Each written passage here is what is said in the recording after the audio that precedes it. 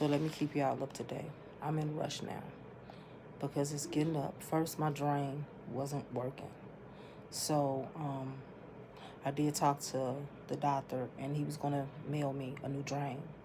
But then getting up to go to the bathroom, I pulled the whole drain out.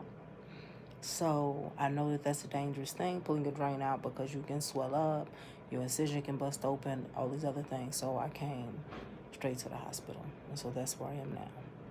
So far, everybody's been so nice to me, and I'm appreciating that. And I'm just praying. I know God got me, and I'm going to let y'all know what happened. All right. Okay, so yesterday, I made it home from the hospital about, I would say, 10. I made it back at 10. They did not do anything for me there. They would not give me a new drain. They just said that it was there would be too much trauma on my body to go through another surgery of having to add a drain. They gave me an IV and told me to compress and send me on my way. So my sister came over, and she has been draining me since I made it home, and that's pretty much the only relief that I have. But it's been hard not having a drain, because you get extremely swollen. So today I'm just in my, you can't see because I have the light. It's dark because it's early and my boys are still asleep. And so I am very swollen. I don't know if you can see, but I am very swollen. And I have foams in. I have some pads in because my back still is draining.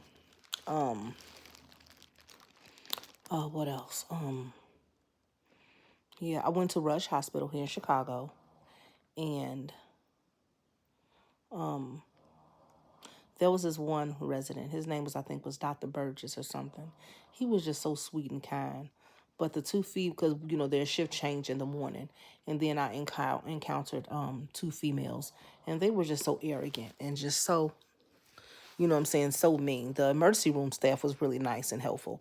They did all they could to their, their area of expertise and, spectrum of knowledge. So, but when it got time to meet with the plastic surgeon or whatever to see exactly what they can do to help me with my drain, because by me not having any infections and everything was going great until my drain came out, they pretty much were like, oh, well, this is what you brought on yourself. Deal with it how you deal with it. They wasn't really trying to. But I do understand the fact of what they were saying. Like, no, that's too much trauma to put on your body to have a drain put in. And you just had surgery a week ago. So, yeah. But, yeah, that's what we're dealing with. I'm trying to make the best out of the situation. And, yeah, that's what we at. I don't even know what post-date op, just whatever the fuck I'm trying to say. I don't know what day it is. I don't know. Maybe I inserted. Don't know what day it is, but all right. Till next time. Okay, so now I'm second hospital with this drain incident. I'm at Cook County Hospital now, and God is gonna make sure that I get some help with this venture, or at least get a better understanding of what it is. What it is I need to do to make sure that this is okay. If you want to see my stomach and how it is swollen, go down so this way. Okay, I'm very much swollen. Okay, and that's because I do not have a drain, and so when I move, I feel like a water balloon, like you can hear. Yes, it's very tight. It feels like, I feel like I'm gonna pop. Okay, so yeah. Okay, so today I am now 18 days post-op, and let me give y'all a brief synopsis of what happened, since the whole county hospital thing. So I stayed in county hospital for 4 days. I did not get a new drain.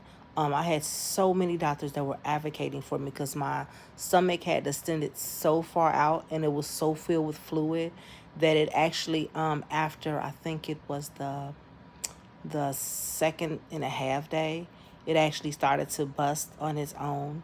and so it started to come out of the incision on my left side. So now I have continuous drainage coming out of my left side, but I did not get a drain. They advocated for me to get a drain before it actually got to that point.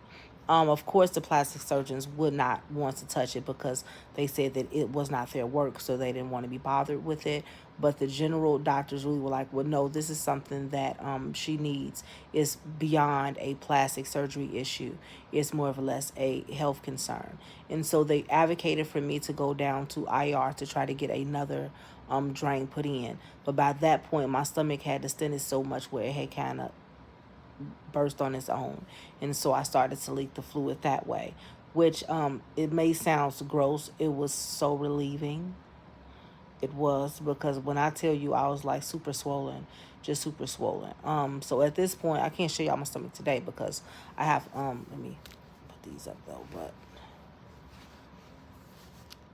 I have binders. I have a binder on which I can't take off because it really does help with the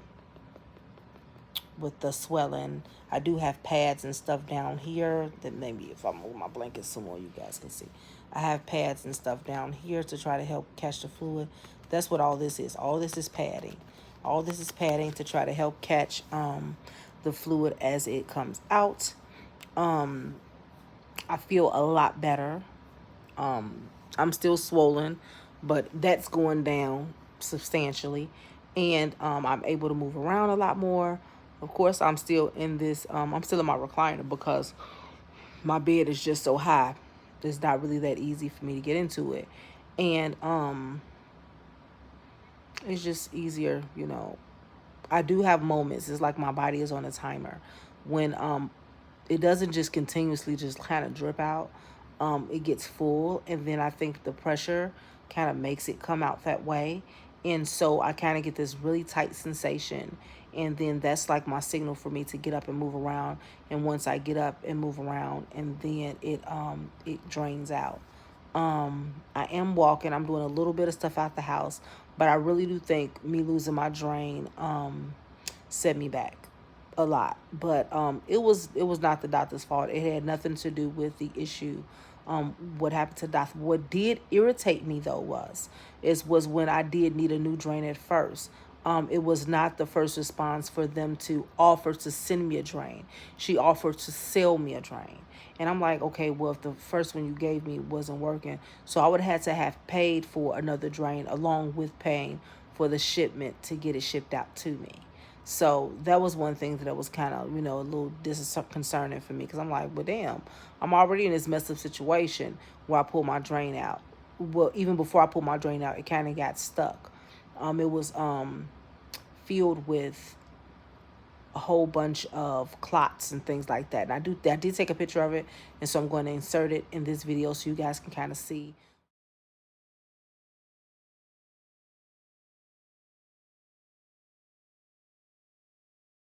what the clotting looked like, because it wasn't working effectively, because it had so much clot in the canal thing with all the holes that does the suction.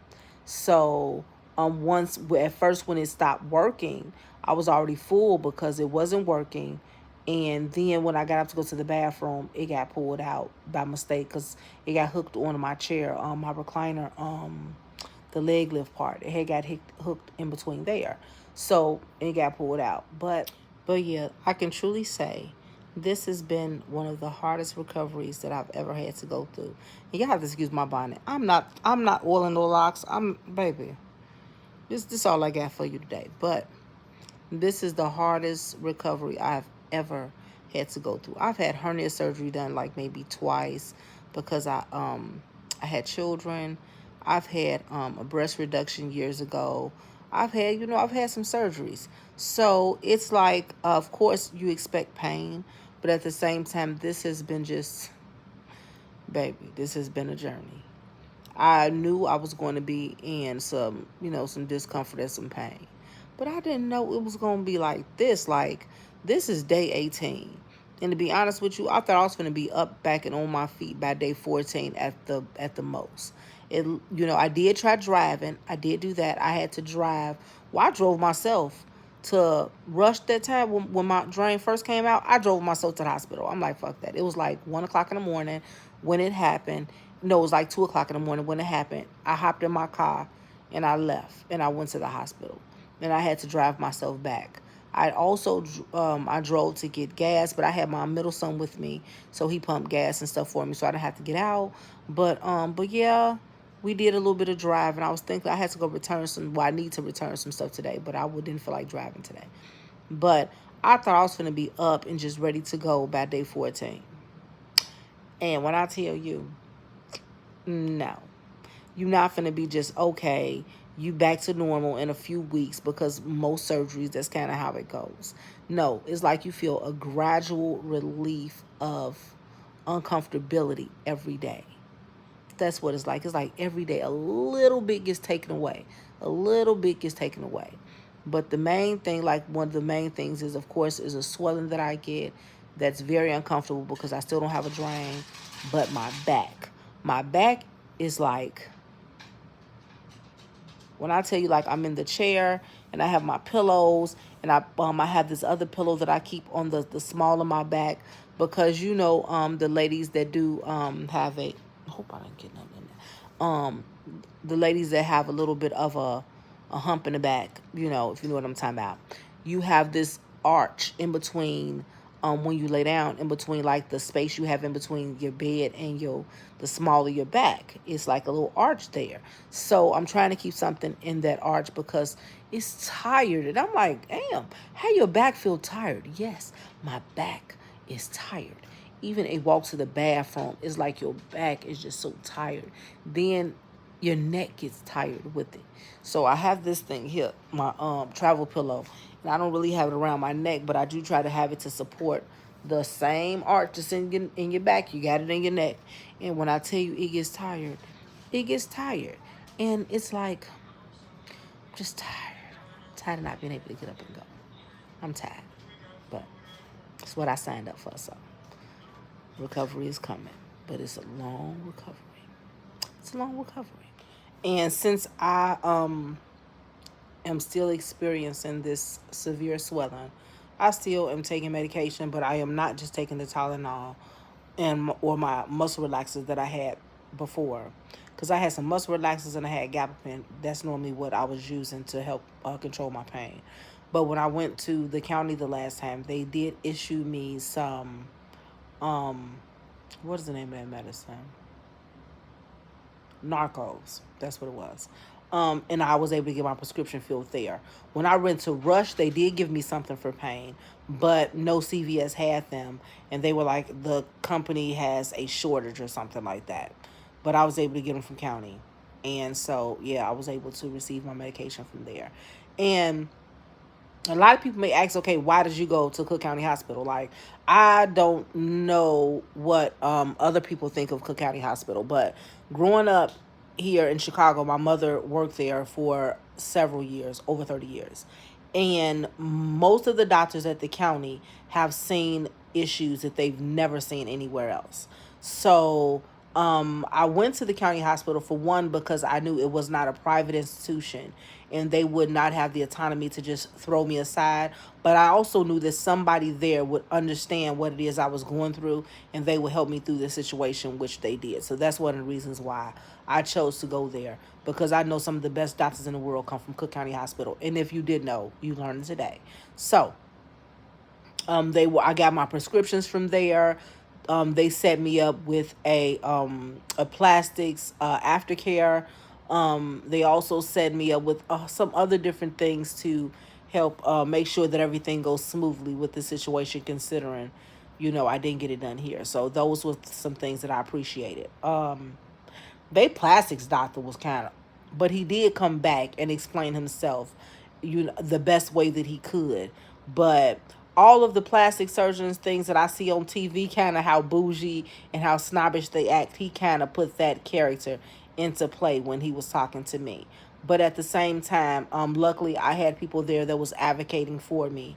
So his arrogance was checked real quick, because there was a doctor there, the ER doctor. His name was Mr. Bryant. And when I'm telling you, They were giving, at this point, I've only been taking really like Tylenol and Gabapen, right? That's really not hitting it. But when I got to county, I had been given real pain medication. So I was going in and out or whatever of sleep. But I would hear this doctor like, no, her name is Yvonne Bryan, blah, blah, blah. This is what she needs. No, I'm not sending her home. Like, I would hear him advocating for me outside my room. And it's like certain things like that really just make you feel like I'm special. Like, you know what I'm saying? It wasn't like I was just a bed. And, the county receives a lot of different people. No, he advocated for me. A lot of those ER physicians and nurses. Like, I even had a nurse who was, then I can't remember her name. I was calling her Sarah, but that wasn't her real name. But,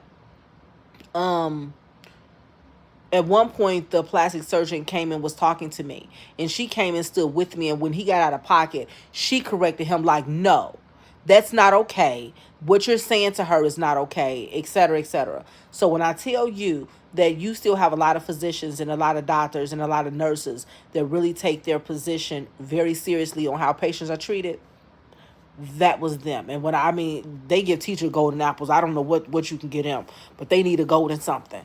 So, but yeah, so I was able to get my medication, my pain meds from county. And so far, you know what I'm saying? I'm feeling a lot better today.